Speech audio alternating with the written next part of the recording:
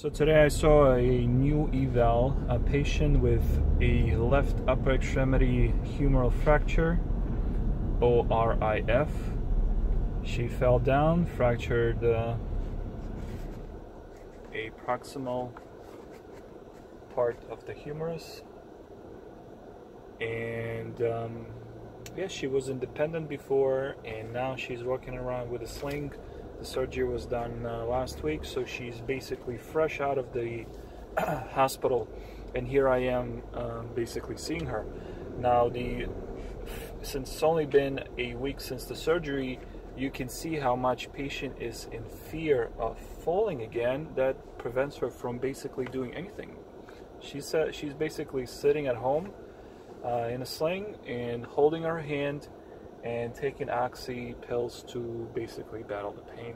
And she's doing absolutely nothing with her wrists, fingers, elbow.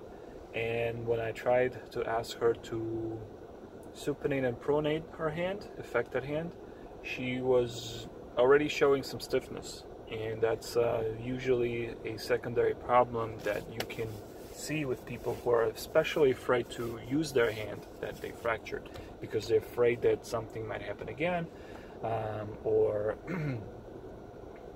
they might damage the surgery side, or I mean, I've heard so many other reasons why people don't really use their hands at this point.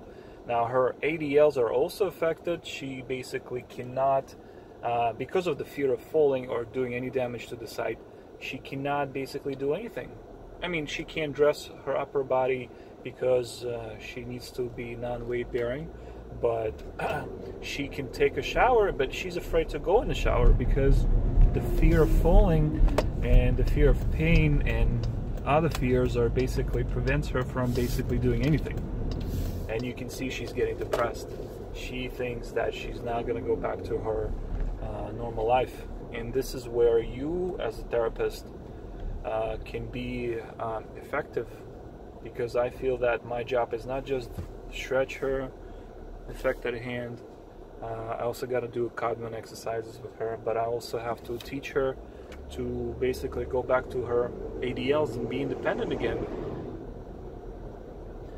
because it's obviously the main thing you want to push every patient that you see is to be independent and safe, and functional mobility of the hand is going to be the best thing she can do. All right, that's number one thing you want to work on, because you can do 10 exercises with the elbow flexion extension, and if your mind is on vacation in some Hawaii, your brain is basically not working. But when you're using that hand to pick something up, well, not yet with her, of course, but further down, you're more active, your brain is more active, and that's where you basically do the best thing. So I'm going to see her again next week, and we'll get started, because the doctor gave me the clearance to do the exercise I want to do with her, and hopefully I can make her life a little bit more easier and give her a little bit of encouragement, because that's going to be also important. Otherwise, she's just going to wait for me to come back on the next day and do nothing else for the rest of the day, and that's still also not going to be a good thing. All right, peace out.